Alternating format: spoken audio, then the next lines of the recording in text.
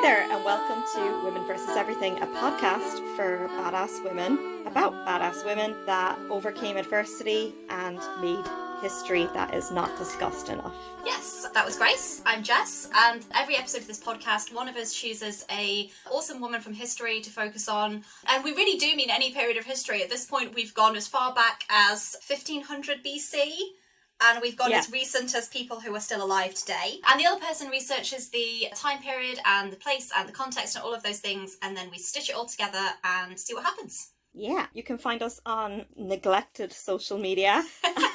We are at Women vs. Everything on Instagram, WV Everything Pod on Twitter, Women vs. Everything at gmail.com if you want to interact with us and send us suggestions, thoughts, feedback, corrections. We want to hear from you. Yes, we also want to hear from people who might want to be on our show. So if you are doing awesome feminist things, or if you want to talk about the treatment of women in your culture, or you have a story to tell or anything like that, drop us a line, come on and talk to us. We're keen to do more interviews. You can also give us money, patreon.com/womenvseverything and buymeacoffee.com/WVEverythingPod. Yes. Give us money and help us keep doing this.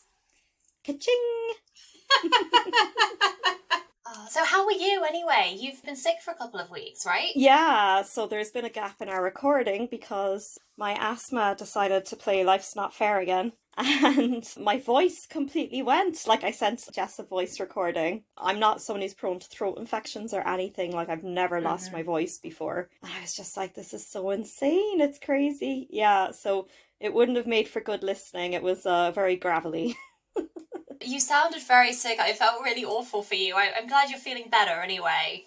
Oh, it's just one of those things where it's kind of like, until I went to the doctor, I didn't realise how sick I was. And then he's like, you need steroids and antibiotics. And I'm like, oh, gee. And of course, COVID test, which came back negative. That is good. I'm glad to hear it came back negative. That is good news. I saw this sticker and pin and t-shirts for asthmatics that I really want. And it's like a picture of an inhaler and it says, not contagious, just shit at breathing. Honestly, I've been sneezing so much recently with allergies and stuff. I need a t-shirt that says, not contagious, just allergic to the entire world. Yeah.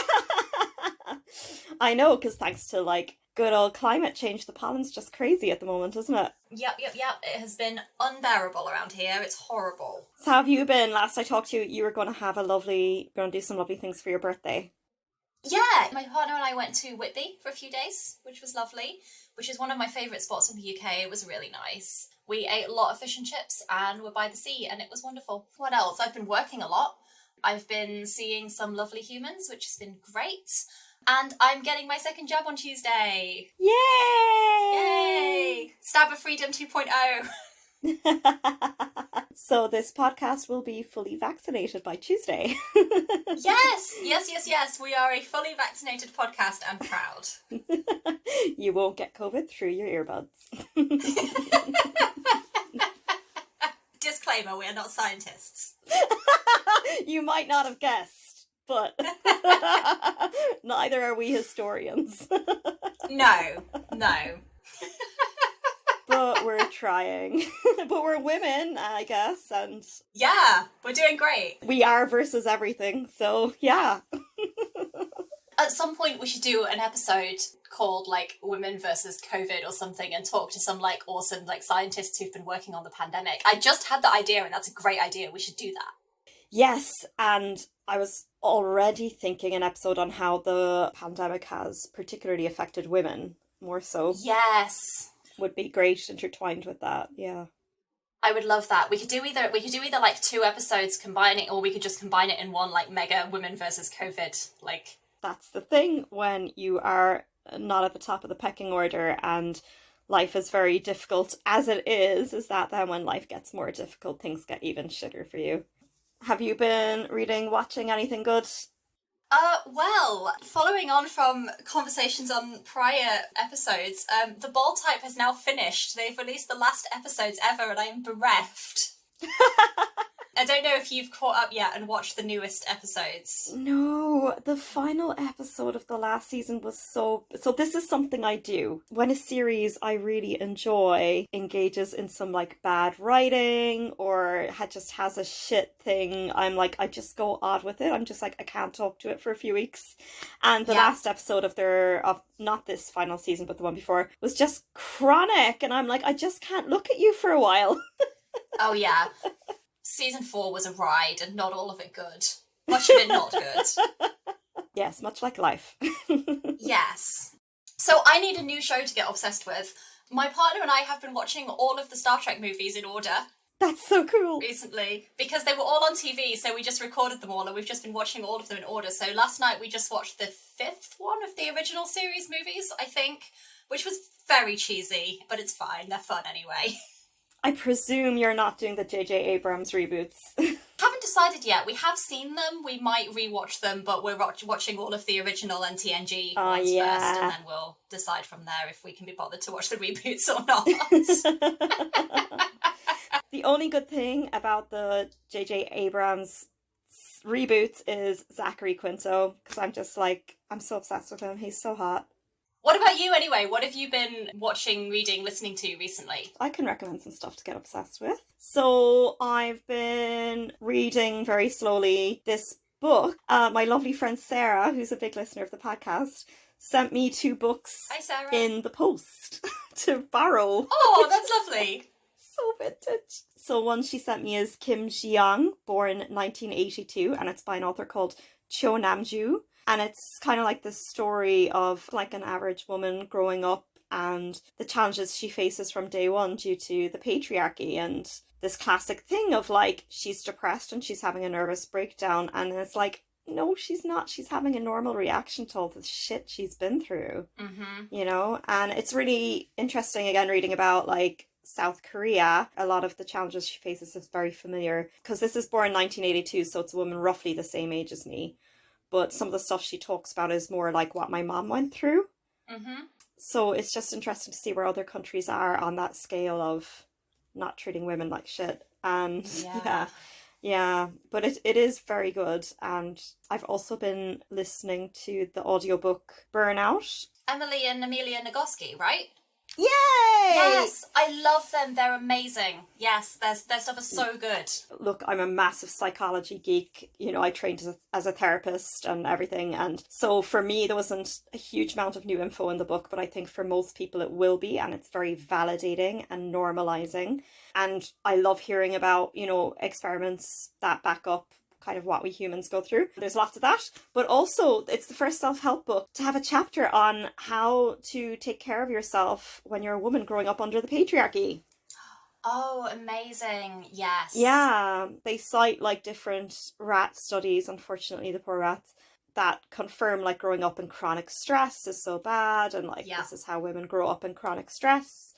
And then they have steps, some of which link to the earlier chapters and some which are new, about how you can just practice like resilience and self-care in the face of that. So it's really amazing. Really amazing. Really recommend it. And they read the audiobook themselves, so it's really nice. And they've lots of their own personal story in there. And in terms of, oh my god, stuff I can recommend to watch, I've just finished Alias Grace, Netflix Margaret Atwood thing. Really good. Loved it. Super creepy. I was sick and feeling shit, so all I kind of watched was these very gothic love stories, and it was perfect. That sounds good. That's always a good choice, to be fair. I will check that out. Other than that, I've been reading a lot of super depressing stuff for my PhD because I decided that doing an entire PhD on sexual violence would be a good idea. So I've been reading a bunch of super heavy depressing stuff for that. So I'm kind of focusing on like light reading for my reading for pleasure, which was a great tip that my supervisor gave me, was like, just read completely different stuff when you're reading for pleasure so that the two things just stay separate. Yeah, so I'm reading a lot of like easy reading thrillers and crime dramas right now, which I'm kind of enjoying. Nice. How else do you take care of yourself when like really throwing yourself into the middle of all of that? Separation is the short answer, which is really, really hard because now, especially now, because we've been locked down functionally for a year and a half. I've done all my work for my PhD at home in my home office, which is where I do all my other work as well. So I try to have like very designated times where I'm like, and usually it's like a day, because the stuff is so dense. If I'm going to really get any progress made, it needs to be a day or like a half day, absolute minimum. You know, I can spend an hour reading one paper trying to find the one line that I want to quote. So yeah, trying to kind of carve out that time and then separate it very clearly is really important. But also sometimes just, again, reading things that are completely different, that are just fun and easy. Watching kind of easy watching trashy TV and films is nice. Honestly, talking to people about what I'm working on, but also setting boundaries and not talking about it too much. Does that make sense? It's like people are interested in my research, which is great, and I'm really glad about that. Except the guy who on Facebook who pretended to be interested in my research and then used it to hit on me. But let's not get into that. I was very mad. And I love that people want to ask me about my research and want to ask me about what I'm working on and stuff, but like, I have to be careful as well how much and in what contexts I engage with it, because it's a real downer, frankly. It's a real downer, and it's super depressing in a lot of ways. And also, I guess the other piece is just reminding myself why I'm doing it. I've thought about all kinds of ways of kind of engaging with this stuff and trying to do my bit, essentially, to fight this stuff. And, you know, I thought about training as a therapist at one point, and then I was like, I actually don't think that would be a good fit for me. In another life, maybe it would have been, but then I realised, like, writing is what I'm good at. So if I can do this and I can use this work to get this information out there and actually make a difference in some kind of tiny little way, then that's important in and of itself. Does that make sense? Yeah, absolutely. Well done. Yeah. So that was a very long answer to your question.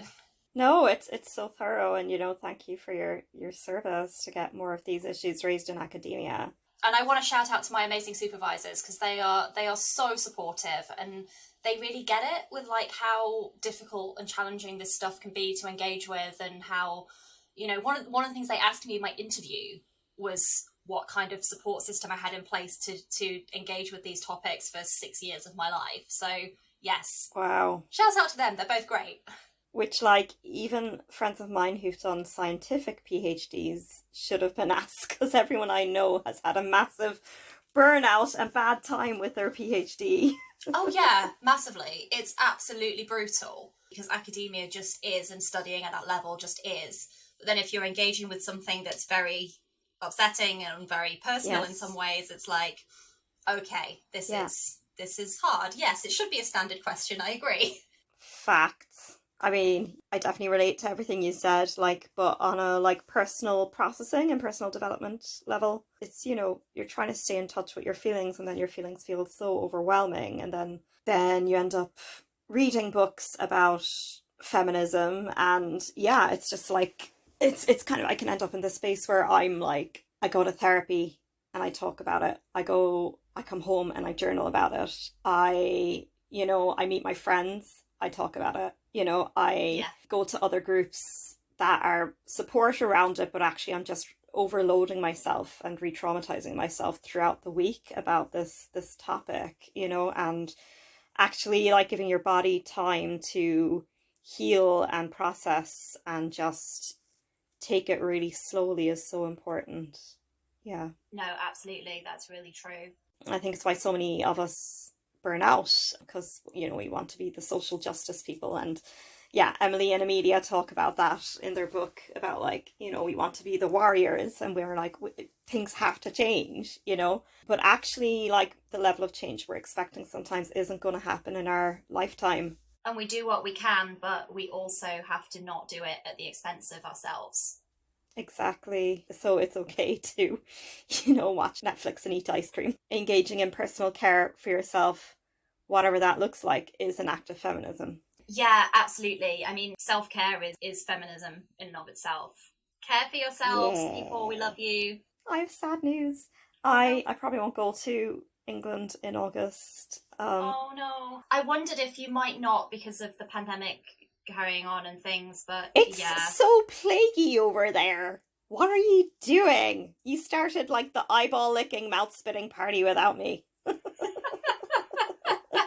Oh yeah, we are stuck on, like, Plague Island over here. It's It's terrible. And like the Euros was last week in London. It's gonna get, well, five days ago in London. It's gonna get a lot worse before it gets better. I mean, the numbers are skyrocketing here as well. But we're not removing all our safety measures, so yeah. Yeah. Well, I will be continuing to wear a mask in public for all of the time, and continuing to physically distance from strangers and like only get huggy with people kind of who are vaccinated and by prior negotiation. We've been easing out gradually back into the world. So like we went to a friend's birthday party last week, but it was outside in a garden. Yeah. It feels like a good balance between the benefits of seeing people versus not just completely forgetting about the plague risks. Exactly. Yeah, they're reopening indoor dining here next week and I'm so excited. I feel like, so I've been going into the city centre about every second week to see friends. And, you know, it's like you go get your food and then you have to go and sit in the park, and then you have to just sit in the park for hours because there's nowhere to go and nothing to do now. So it's like, I was like, I feel like being a teenager again. I feel like I am a teenager again, where it's like you go into town, but you don't have money, so you can't do anything. And it's like, so you're just looking for ways to waste time and hang out with your friends at the same time. And it's like, oh my goodness, I can't even.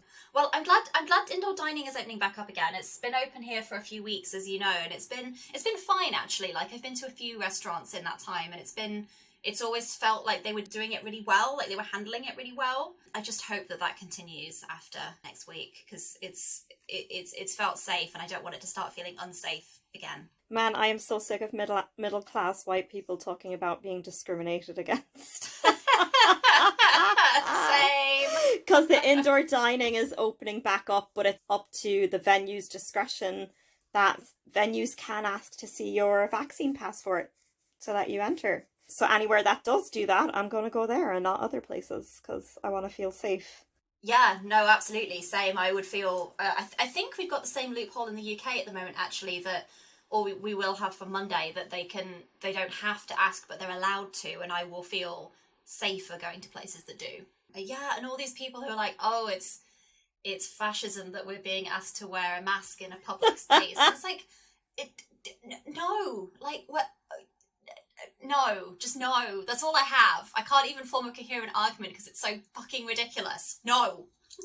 Well, that actually nicely links to our episode today, because today we are talking about some fucking old school Nazis. Yeah, if you're that kind of person, you can't sit with us. Don't listen to our podcast anyway. But if you're still going to listen, we're going to teach you about what real fascism looks like. Exactly. I feel like anyone who thinks that wearing a mask is fascism is probably not our target demographic, but I mean, maybe they're like hate listening to us or something, and maybe they'll learn something. I don't know. So this week, Jess has chosen the person. So I was given the dates and the context and the themes to look up. So the brief was 1921 to 1945, France and London. And the themes were World War II resistance against the Nazis, auxiliary territorial service, women's involvement in the army, special operations and undercover work in Germany, Nazi-inflicted horrors, including torture, execution, physical violence, starvation, forced labour. So we have trigger warnings for those topics. If you need to skip today's episode, feel free to do so to take care of yourself. Yeah, there's also, unfortunately, a trigger warning for a brief mention of sexual violence as well. Poor woman. Yeah, this one is really upsetting. This one is, I don't know how you would even quantify this, but this is one of the most upsetting ones we've done, I think. Okay, so I've noticed whenever you give me these briefs, I kind of go down rabbit holes and don't necessarily research those things. Rabbit holes are fine. We like rabbit holes. I was going down several this morning while I was writing up my notes on the person. Yes, I have general information on French society and women in French society of that time. This person would have grown up in a time where traditionally the role of women included, like many other places, domestic duties like housekeeping, preparation of meals. And the preparation of meals, they had a custom of a succession of courses that were eaten at one time. God, that sounds like so much work. It does. Child rearing, harvesting of crops, and tending to farm animals. And then there was the onset of the Industrial Revolution in France, and women's role changed. They became more so like domestic helpers in other people's houses, factory workers and washerwomen, probably as well as doing all of the above in their own home. But that didn't include women who had a bourgeois status. They were women who became financially dependent on the support of their husbands. The practice of wet nursing was common amongst those upper class women. Feminism in France had its origins in the French Revolution, which I think is quite cool. Around this time, there was so much happened in the time leading up to 1921. There was the French Union for Women's Suffrage, which is UFSF. They were a French feminist organisation formed in 1909, and they were campaigning for the right of women to vote. But they suspended their suffrage campaign between 1914 and 1918 because of World War One. And they're like, in support of the government, we'll let the government focus on this. So this person was born only like 3 years after World War One ended. Like I said, it just seems like it was so much happening. So then I was like, okay, how did World War One affect women, you know? And so in the First World War, officers did reluctantly hire women, but it was met with a lot of like unwelcome and disdain vibes, so it was kind of barely tolerated. They hired women as civilian employees in order to free soldiers for the front lines. Women couldn't enlist as soldiers, but more than 200,000 French women worked inside the French army and often did the same job as soldiers. Oh, wow. Yeah, right? And then because France had a shortage of soldiers and there was loads of deaths, it says here like over 1 million deaths.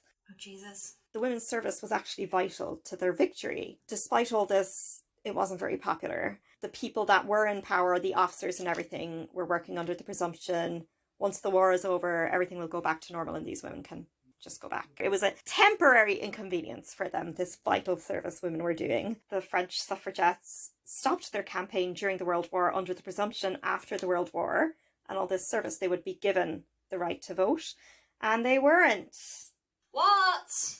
Yes, so there was this really good article I found by Peggy Bett, Women's Mobilisation for War, and she says that rather than contributing to the equality of the genders, wars tend to freeze gender roles and the status quo. So even before the peace treaties of 1919 were signed, women were being turned away from all this work that they'd done and they were being demobilised. So they had been working also in war factories. And there's this really good quote from Susan Graysill who said, "Women's role in manufacturing weapons challenged a powerful gender taboo, as women now seem to be participating in the culture of death instead of performing the natural," I'm doing the quote unquote, "natural roles as givers of life." So it was really quite outrageous, you know. The government released a lot of propaganda appealing to women to quit their jobs and return to their former occupations because they're like, we don't need those explosives anymore. The men are coming back. They're going to want their jobs back. So can you just go away? They were fired en masse. Oh, wow. For no or meagre compensation. And not just from these war factories, but other areas too, like public service, the post office, things like that. This happened even to war widows who should have been protected in their status as war victims. They were heads of families. They were also just fired and let go with everyone else. The rationale for these was as much about giving men their jobs back as it was that the identity of these men coming back needs to be reinforced. You know, there's a quote here, "reassuring masculine identity previously harmed by 4 years of anonymous combat." So it was also about social order. Wow. That's really interesting because so many of the same, obviously we're talking about World War One here, but so many of the same things happened in World War Two as well, in England, but in lots of places as well, where women held these jobs suddenly that they'd never held before. Afterwards, they were expected to stop and go back to being wives and mothers and let the men take over again. Absolutely. I'm theorising that the rate of spousal abuse went through the roof, you know, because these formerly submissive women that were reliant on their husbands for everything were now breadwinners and they'd had a taste of the freedom that they deserved. So in exchange for their service, these soldiers came back and they needed a lot of recognition. They needed to be the authority in their households again. And there was this, again, psychological thing that they presumed they would find their women as they left them. So there was a lot of propaganda around the model of a housewife going around, and maternity was exalted. So novels, magazines, speeches in Parliament, everything all kind of very brazenly kind of talked about the mother as being an immutable, eternal figure. And like, this is what we need to revive the pre-war past and ensure you're, do this for your country, women, Yeah. And actually, they think that the state of women's rights and progress in France didn't recover until 1960 after that. Oh, wow. When did women eventually get the right to vote? Did you find that out? 1945. Oh, wow. Okay. Wow. That's late. I mean, it didn't happen Yeah. in the UK until 1928, as anyone who has listened to our Emily Wilding Davison episode will know, but wow, Yeah. 1945, that's shocking. I know. The other side of it was there was transformations in the professionalization of occupations that were linked to caregiving. So nursing used to be done by volunteers because it's like, if you're a woman, it's natural and innate for you to care. And now it was considered, a medical practice and associated with expertise. Yeah. And as an occupation, it got recognised in 1921 and 1922. Formerly reluctant manufacturers also found that they needed women still for tailoring and assembly lines, and women could be considered less expensive labour. So there was overall, go home and get back to your caregiving and educating your children. There was areas where there was a bit more nuance. There was a permanent change on the manners and morals. So an emphasis as well on the kind of personality a woman should have. Oh, interesting. And what was that? Just maternal. So what happened is in 1919, the Chamber of Deputies did pass a women's suffrage bill, but the Senate blocked it. And just kept blocking it. Just kept blocking it until 1945. So I think this person was born into a time where women were pissed, basically. Yeah. And rightfully so. Then in it's really funny because I always think like war must do damage to economies, but actually in the 1920s there was the start of La Belle Époque, or Les Années Folles, which is called the crazy years. So it's like the equivalent of the Roaring Twenties in America. Ah. Yeah. So there was an economic boom. The population was growing very, very slowly. So again, that's another reason why the government were like, go home and make babies, women. Direct quote. That's literally what French. they said. Yeah. So there was just all these new products coming online, like the radio, the automobile, aviation, oil, electricity. The Cafe Society started. Thank you so much for Cafe Society, France. Thanks for that. Surrealism in art, jazz, sports, film, theatre. It was all booming. Again, we have someone from a previous episode, Josephine Baker, was knocking around. So in 1926, she caused a sensation where she danced the number Fatu wearing a costume revealing all but a skirt made of a string of artificial bananas. Good for her. That's awesome. I support it. The flapper look was there as well, promoted especially by Coco Chanel. And that was termed a very boyish look with loose, streamlined, androgynous silhouettes and a short hairdo. It became the symbol of the emancipated woman, free, autonomous, expressing a new social freedom for women. She goes out in the town, she smokes, she dances, she goes to sports, she drives a car, and she flaunts extramarital liaisons sometimes, which could be with a partner of the same gender. Oh. Or could live with a partner she wasn't married to. So it feels really like a story of two worlds. Yeah, very much so. Bit of a look at the draw, which side you went on. So that's kind of what the flavour was like in the 1920s France. Angry women, flappers, and still a bunch of suppression. Yeah, massive change in some ways, but this still very traditional gender roles society in other ways. Yeah, no women in leadership roles. They weren't allowed, and quite often they didn't have the same education that men had access to. So, yeah. So, I mean, I already feel like saying good luck to anyone born into that mess. Yep. And the Nazis haven't even arrived yet. So, yeah, who was born into this? So, today we are talking about Violette Szabo. I've wanted to do this one since we started this podcast because this is just an amazing story. But the reason I want to do this one now was because, so she was born on the 26th of June 1921. So it's just past the centenary of her birth 3 weeks ago. This was the ideal time to do this one. Yeah, so she was born Violette Bushell in Paris. Her father was British and her mother was French. So her father was serving in the British Army as a driver in France during the First World War, and her mother was a dressmaker, and that's when they met. After the war, they lived in London for a while, where Charles, Violette's father, was a taxi driver, a car salesman, and a shopkeeper, variously. So, kind of working class family background. Violette was the second child of 5, and she was the only daughter. In the 1930s, she and her youngest brother were sent to live with an aunt in France. That was as a result of the Great Depression. But the family were reunited in London when she was 11. And during that time, while she was in France, she'd lost her ability to speak English, but she very quickly picked it back up. She went to school in Brixton, very quickly relearned English, apparently was popular, was regarded as, quote, exotic because she was bilingual. Home life is described as loving, although her father was strict. It says here she once ran away to France after an argument. No more details on that, but I thought that was an interesting, like, throwaway one-liner that I wish we knew more about. Yeah, so she's described as active, lively. She enjoyed things like gymnastics, bicycling, ice skating. She was what we would now possibly refer to as a tomboy, and her father taught her how to shoot, and she was a very good shot, and this is going to be relevant later. That's kind of the background. When she was 14, she went to work for a corset maker in Kensington, then went to work at Woolworths in Oxford Street, and then when World War II broke out, she was working at Le Bon Marché, which was a department store in Brixton. She'd have been 18 when World War II broke out in September of 1939.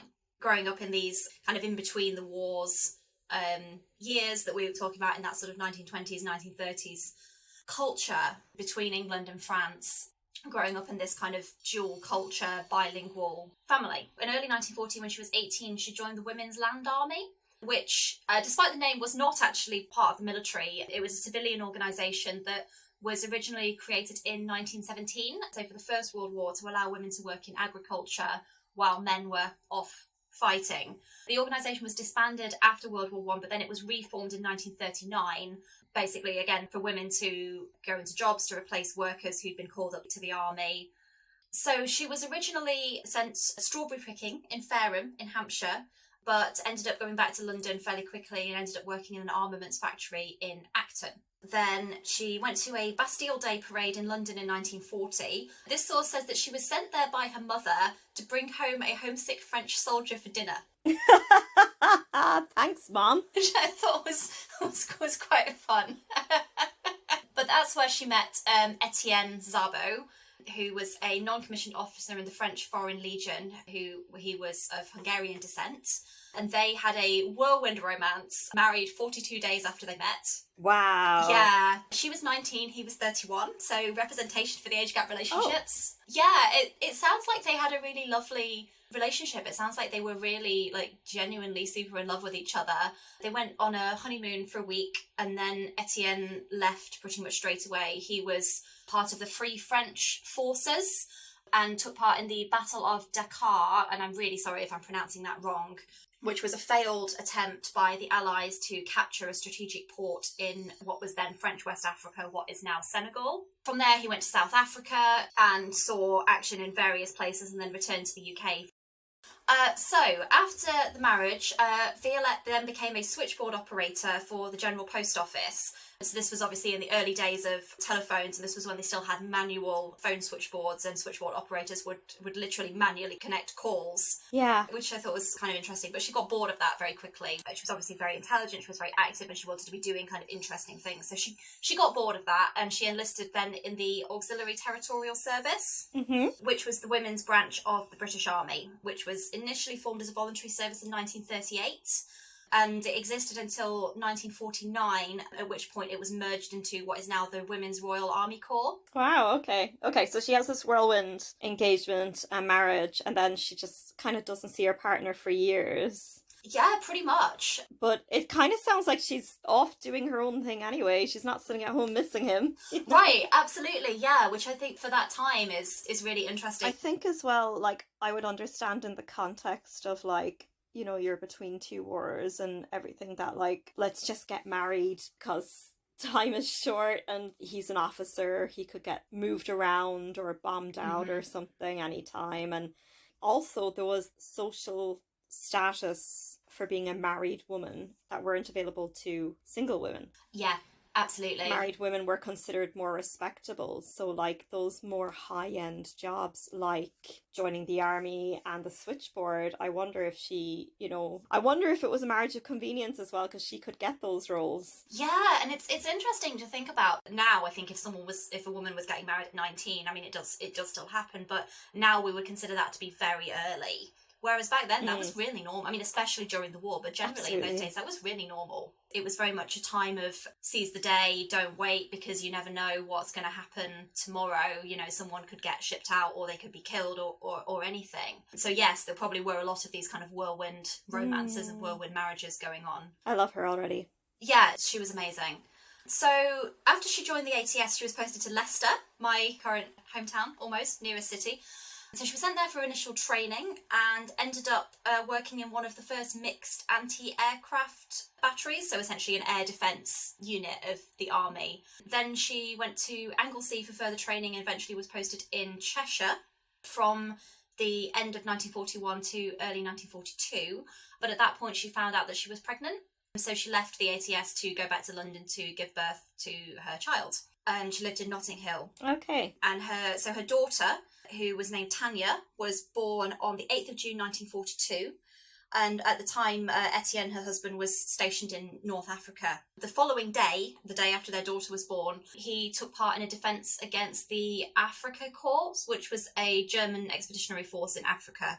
Ooh, colonisation. So Violette went back to work very quickly. She sent Tanya to childminders and went to work at the South Morden Aircraft Factory, which was also where her father was stationed at the time. And then a few months later, shortly after, she found out that her husband had been killed in action. Oh. He died in the October of that year. He never met his daughter. What year was this? 1942. Okay. The daughter would have been 4 months old at the time, and he never met her, which I think is really sad. Really, his death was a big turning point for her, and that was why she decided to accept an offer to train as a field agent in the Special Operations Executive, or SOE. Basically, she considered it to be the best way to fight the enemy that had killed her husband. Wow.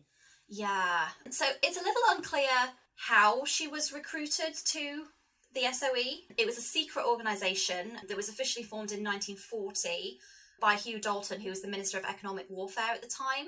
Nobody really, very few people kind of knew that this was a thing that existed. So its purpose was to conduct espionage, sabotage and reconnaissance in occupied Europe, and also in occupied Southeast Asia later as well, against the Nazis and the other major powers that they were allied with, which was primarily Italy and Japan at the time. And their other purpose was to work with and aid local resistance movements in those areas as well. So those who were part of the SOE or affiliated with it were sometimes referred to as the Baker Street Irregulars, which is a Sherlock Holmes reference. It says after the location of its London headquarters, which I presume was in Baker Street. It was also known as Churchill's Secret Army or the Ministry of Ungentlemanly Warfare. So British. I know. It had all these various branches, and they were hidden behind kind of innocuous names. So things like the Joint Technical Board or the Inter-Service Research Bureau, or fictitious branches of things like the Air Ministry or the War Office. It was all hidden behind these sort of aliases, essentially. There was about 13,000 people directly employed or controlled by the SOE during the height of World War II, of which around 3,200 were women. Wow. Yeah. I don't know quite how or why Violette was originally recruited to what was called the F section, which was a unit of the SOE that was primarily responsible for many of its activities in France. But it's believed that her previous service in the ATS and also her fluency in French was probably part of that. Absolutely. So she had been invited to an interview regarding war work with someone calling themselves E. Potter, which was an alias of someone called Selwyn Jepson, who was a detective novelist and the F section recruiter, which is quite a mixed CV there for that guy. Like detective novels and underground resistance recruitment. I love it. So she was recruited successfully at the age of 22. She was selected for training as a field agent, and she was officially commissioned as a section leader in the First Aid Nursing Yeomanry, which was a civilian service that was often used as a cover for female agents. So she went through various trainings in various places, including Winterfield House in Surrey, Arisaig in the Scottish Highlands. She received extensive training in fieldcraft, night and daylight navigation, weapons, demolition. Received mixed reports of her performance overall, but she passed the course and was sent to what they were calling the SOE Finishing School in Hampshire, which was where she learnt things like escape and evasion, uniform recognition, communications, cryptography. Remember that one, we'll come back to that one later. And weaponry as well. Finally, a finishing school I'd be willing to go to. Right, no kidding. This is way cooler than like Then walking with a book on your head.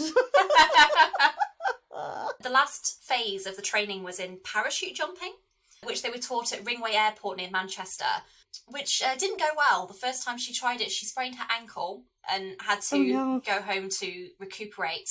And the sprained ankle will reappear later in the story. But she did pass eventually, and at that point, this was early 1944, she made her will, where she named her mother as the executor and her daughter as the sole beneficiary. I mean, clearly she knew that what she was going into was very, very dangerous. Yeah.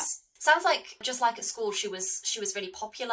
She's described as being adored by the men and women of SOE for her courage and endless infectious Cockney laughter. Yeah. So her first deployment was delayed. Her first mission was delayed because of the aforementioned ankle injury. But during her second parachuting course, she met someone called Philippe Lewa. Again, I'm sorry, French listeners, if I'm mispronouncing that. He was a fellow agent, and it was decided that she would work as a courier for his. So they called them circuits. These essentially subgroups of the resistance. They received a signal from another circuit that several members had been arrested, so they delayed it again. But during that delay, she went for a refresher course in wireless operation. And it was there that she met Leo Marx, who was a poet and a cryptographer. And this is actually how I initially learned about this story. There was something that they would use at the time called poem codes. Which essentially was a form of cryptography, which was not very secure, really. It was quite easy to crack if people knew how it worked. But essentially it worked by the sender and the receiver pre-arranging a poem to use and choosing a set number of words at random and giving each letter a number, which would then be used for something called a transposition cipher to conceal the message, and then it would be decoded at the other end. So originally the poem that she was given was a French nursery rhyme, but she was struggling with that and she kept making like spelling mistakes, and that in the context of how this worked, that would have rendered the code like useless, indecipherable. So Leo Marx at that point, gave her this poem called The Life That I Have, which is my favourite poem. It's beautiful. We'll put a link in the show notes. And he thought that it was nice and simple. It was simply worded. It might help her to make this code work, essentially, to improve her concentration and things. And she asked him who wrote this. And he apparently brushed the question aside, said that he'd look into it, but actually he'd written it. And he'd written it about a woman that he'd loved who'd been killed in a plane crash the year before. That was brave on his part. Yeah. If it was me, I'd be like, this poem is shite. The person who wrote it listening to me. I've heard that poem, actually the first time I heard it was at a wedding. It's often used at weddings because it's a beautiful like love poem, and I researched it a little bit, and that's how I came across this story originally. Wow, it's crazy. Yeah, so that was the connection. After all of this, Violette and Philippe Lewa were finally flown out. They were parachuted into German-occupied France near Cherbourg. Her cover story was that she was a commercial secretary. She was calling herself Corinne Wren Leroy. The latter two names were her mother's first name and maiden name. Okay. Yeah, she used her real birthday, and she said that she was a resident of Le Havre, which gave her a reason to travel to the restricted zone of German occupation. Okay. So she and Lewa were trying to assess the damage that had been made by German arrests. She travelled to Rouen. He couldn't go there because he was already wanted by the Nazis at that point. He was already appearing on wanted posters along with his code name. Oh my god. Yeah, so he had to be super careful. They quickly found out that the circuit that had been infiltrated had around 120 members, and it had been exposed beyond they'd been exposed beyond repair, essentially. So it was pretty bad. She returned to Paris, and just before they left to go back to England, she went on a little shopping spree in Paris. There's this lovely little fact I found in one of the sources I read that said she spent 8,500 francs, which was around £1,100, on a black dress. And as she purchased it, she described it to the shop assistant as the first lovely dress she'd ever owned. Oh, yeah. Wow. And it's like, I love that as just like a moment of, amidst all this, like, it must have been terrifying, this work, because it was so dangerous, and amidst all of that, just this moment of like small joy of buying herself a nice dress. I thought that was really lovely. Yeah, and I mean, she'd been living in a country that had been at war for so long then, maybe over a decade? Yeah. What year was this? This was 1944. Yeah, so 5 years. 5 years. You know, so it's like this austerity and then going into like being able to spend that much money on a dress. That's so beautiful. Yeah, absolutely. So the flight back to England, this is kind of a fun one. Sorry, I thought it was a much later date because so much has fucking happened. Yeah, no, this whole thing is like, all of this is like 4 years. Oh my god. 1944, World War II is still in full swing at this point. So they had a very stressful flight back to England after this mission. So bad, in fact, that when the plane landed, she thought that they'd been shot down. And it says that she let the pilot have a volley of abuse in French, mistaking him for a German. But when she realised what had really happened, she rewarded him with a kiss. Flying, it brings out the worst in everyone, you know? So that was mission number 1. Okay. Mission number 2 finally went ahead. There was 2 aborted attempts at first, but then eventually she and 3 of her colleagues were parachuted into somewhere on the outskirts of Limoges on the 8th of June 1944. So this was very shortly after D-Day, and it was also very shortly after her daughter's 2nd birthday. She was part of a 4-person team, which was led by Lewa, who we've mentioned before. And the main purpose was that he was going to act as a military instructor to the local Maquis, which were rural guerrilla bands of resistance fighters, mostly made up of young working class men. Her cover for this mission was that she was the young widow of an antiques dealer, and it's possible that she twisted an ankle on landing from the when they were parachuted in. Again, the twisted ankle from earlier. When they arrived, she was responsible for coordinating the activities of the local Maquis group, who were sabotaging German communication lines, essentially, as the Germans attempted to stem the Normandy landings. Lee were found that the Maquis group were poorly led, less prepared for action than he'd expected. So, to coordinate the resistance activity better, he decided to send Violette as his courier, as a liaison officer to the more active Maquis groups of Corrèze and the Dordogne. They were led by someone called Jacques Poirier, who was head of a circuit that was known as the Digger Circuit. But unfortunately, one of the divisions of the SS was making a journey north through the area at the time, and Lewa was not aware of that. So, 10th of June, 9:30am, Violette sets off on her mission. Originally, she was planning to go by bicycle to be more inconspicuous, but she ended up going in a car with someone called Jacques Dufour, who was one of the young Maquis section leaders. The Germans had forbidden the use of cars by civilians at that time, following D-Day. It was a risk, this, to use the car, but they decided to do it because it would be quicker. Oh no. But she was armed with something called a Sten gun and 8 magazines of ammunition. She's described as dressed in a light suit, flat-heeled shoes and no stockings. And on the way... No stocking.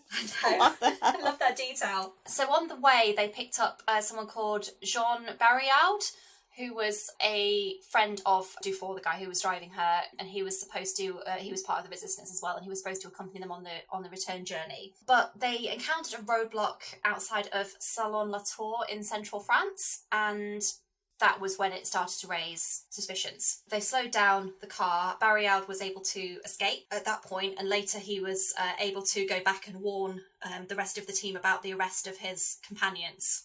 Reports differ on what happened at this point, but according to most of the reports, Violette and Dufour both leapt out of the car. He went to the left, she went to the right, and under the cover of a tree. He opened fire, and there was a big gun battle ensued, essentially. They crossed the road, they leapt over a gate, they ran across a field, ran up a hill towards some trees, and then it says, then she fell and severely twisted her ankle. She refused his offer of help. told him to run and dragged herself over to the edge of the field. And while she was standing behind a tree, she provided him with covering fire so that he could escape. One source reports that Dufour could hear the Nazis questioning her about his whereabouts, and she just laughed and said, "You can run after him, he is far away by now." Brave as hell. Honestly, I just cannot believe the bravery of this woman. So supposedly she fought the Germans off for 30 minutes by herself. What? Possibly killing at least one person, wounding some others. Yeah, so it's just this like 23-year-old woman fighting off these Nazi soldiers. It's incredible. But she ran out of ammunition eventually, and at that point she was captured. The men that she was captured by said they dragged her up a hill to a bridge and over a railway as she was hot, dishevelled and in pain. There she was questioned by an officer. Then she was taken away. Some sources think that the Sten gun fight was probably a fabrication, but other sources regard it as being factually accurate. So it's a little unsure exactly what happened at this point. But anyway, she was transferred to the custody of the SD, which was the security services of the SS, where she was interrogated for 4 days. She gave her name as Vicky Taylor, which was the name that she'd intended to use if she needed to return to England via Spain. It's speculated that the choice of the name might have been a play on Szabo being the Hungarian word for tailor.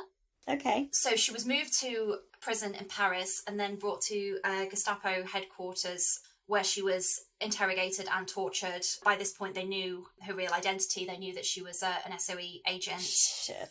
Some sources say that she was sexually assaulted as well as tortured, but she didn't give up any of her companions, and she never told the Nazis anything that was any value to them. Yeah. So this gets worse. This is where it gets really, really it gets awful. worse. Yeah. Oh my god. So at this point, the Allies were advancing further into France, and the US Army were heading for Paris as well. So at this point, the Nazis decided to send their most valuable French prisoners to Germany. So this was August of 1944 at this point. Violette, along with lots of other prisoners, were transferred. She was shackled at this point to another SOE agent called Denise Bloch. And at some point in their journey, there was an air raid from the Allies, which meant that the guards had to abandon the train temporarily, which allowed Violette and Bloch to get water from a lavatory on the train and give that to the male prisoners in the next carriage. They reached the city of Reims? Again, pronunciation not sure. They were taken to a barn for 2 nights. She was still shackled to this other woman by the ankle at this point, but she's described as being in good spirits, washed some of her clothes in a rudimentary fashion, and was able to speak to her SOE colleague Harry Pulave. So from there they took them to Germany, and they took them to Saarbrücken and then to a transit camp in the suburbs of Neubrem, where it's described as hygiene facilities were non-existent and food was only indigestible bread crusts. Ugh. So after about 10 more days, Violette and most of the other women were sent onto the Ravensbrook concentration camp, where about 92,000 women died during the war. They arrived there after this horrifying journey that had lasted 18 days to this place that was just rife with disease, starvation, violence. It's just unimaginable. But through all of this, she was not done being a hero. So she saved the life of a Belgian resistance courier called Hortense Damen, who survived the war and lived until 2006. Wow. She also helped to keep people's spirits up, and according to someone else who was detained with her, Virginia de Albert Lake, who is American, who also survived the war and lived until 1997, she was constantly planning to escape. None of the escape attempts ever came to fruition, unfortunately, but she was always trying to do this. How did she save the life of the first guy? I don't know. It doesn't say, which I wish there was more information on that, because I would love to know, but the information on it was really sparse. Okay. So she, along with 3 other women, were among about 1,000 French women who were sent to work in an aircraft factory where they protested. They refused to make munitions for the Nazis, and as a result they were forced to work in the vegetable cellar outside the camp. British women made contact with the French prisoners at a nearby prisoner of war camp, and they provided them with extra rations and offered to send messages to London with a transmitter they'd built. There was no evidence that sending the messages was ever successful. So then they were, eventually in October, they were sent back to Ravensbrook, where Violette was put to work in the fabric store, but she and the other women who'd been involved in the protest were transferred to a punishment camp where they were forced into hard physical labour, felling trees, clearing rock-hard icy ground for the construction of an airfield, and digging a trench for a narrow gauge railway. And each day they'd be forced to stand for a roll call in the morning for up to 5 hours. And this was depths of winter, bitterly cold, freezing to death, some of them. And she'd arrived only in the summer clothes that she'd been wearing when she was captured. God. And they were being starved. They slept in frozen barracks without blankets. It's just unimaginable. The following January of 1945, Violette and the two other British agents were recalled to Ravensbrook, and they were, it says, possibly brutally assaulted and were then kept in solitary confinement. And at this point, they were in such poor physical condition that one of the women could barely walk.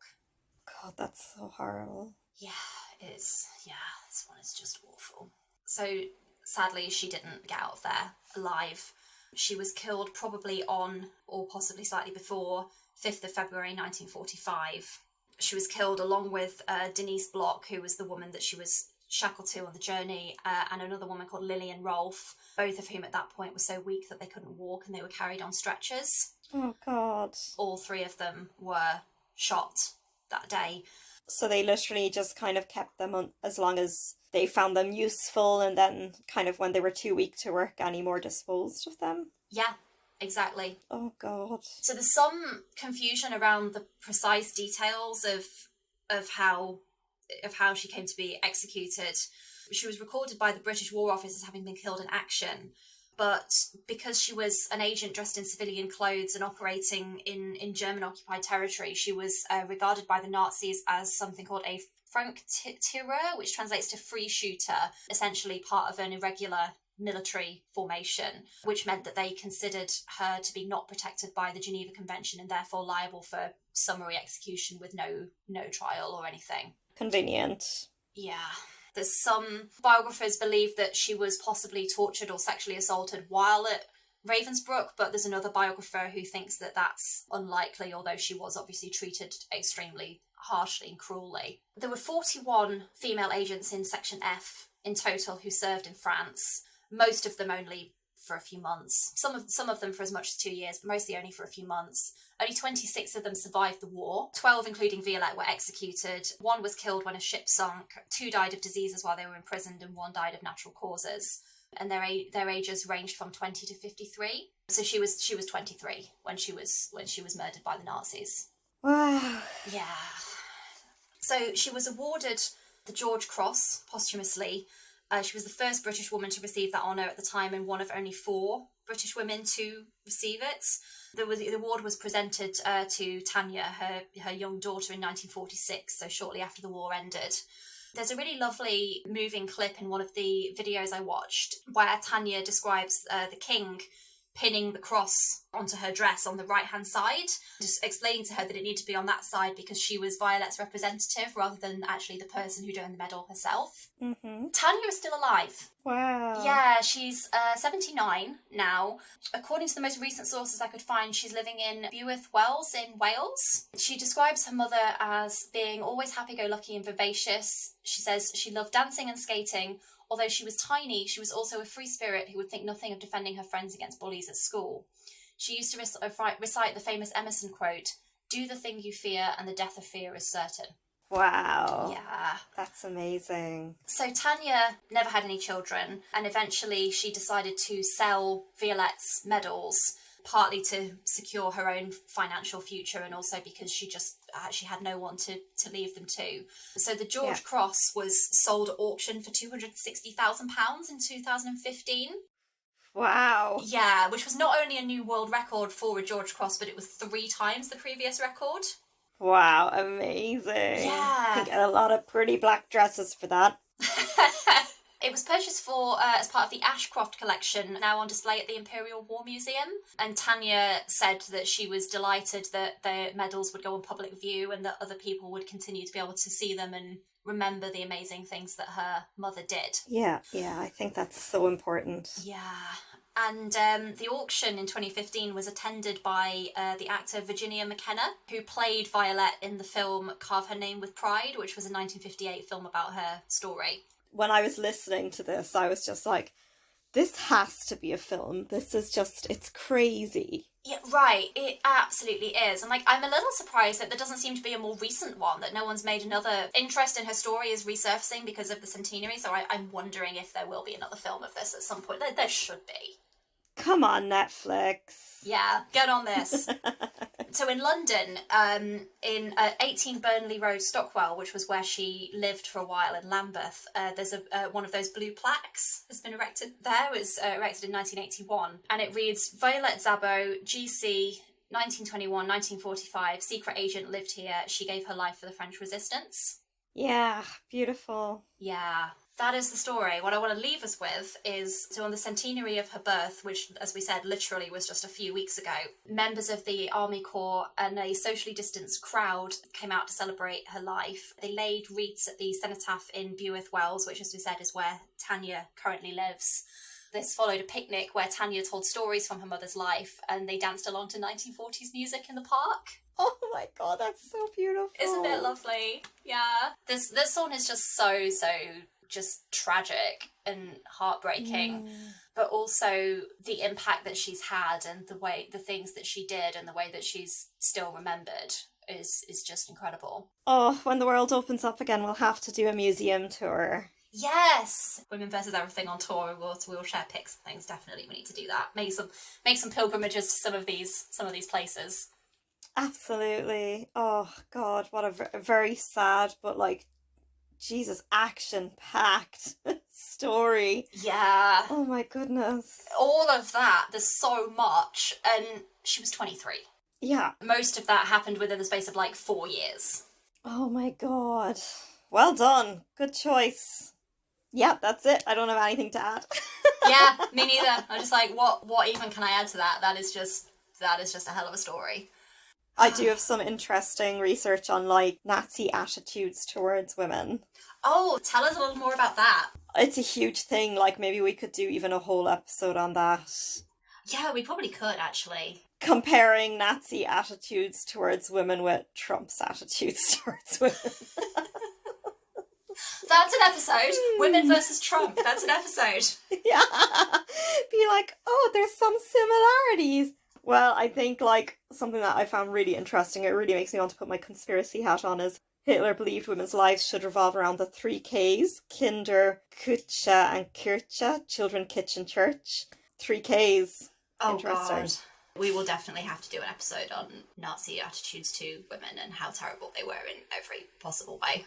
Yeah, and just, you know, I think we hear a lot about, rightfully so, people being sent to concentration camps for being Jewish, for being gay, for being disabled, and I'm like, pretty sure there's a lot of women that just refused to conform to what they were saying were sent away, and I wonder if we can find some of their names as well. Yeah, definitely. Yeah.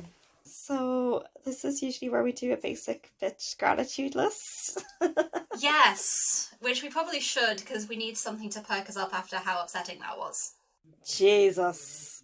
Okay, so I'm really grateful for I've struggled with disordered eating and sugar addiction for several years, and I've just recently bitten the bullet and gotten this new food plan, and it's really good. Amazing. It's really working. Yeah, it's very Mediterranean diety with lots of healthy proteins and fats, and so it's really filling, and just reduced carbs, and then little to no added sugar, which is like really good. And once I was through the absolutely horrendous withdrawals last week, that's going well, and it's not just food as well, it's also like got a lot of psychoeducation.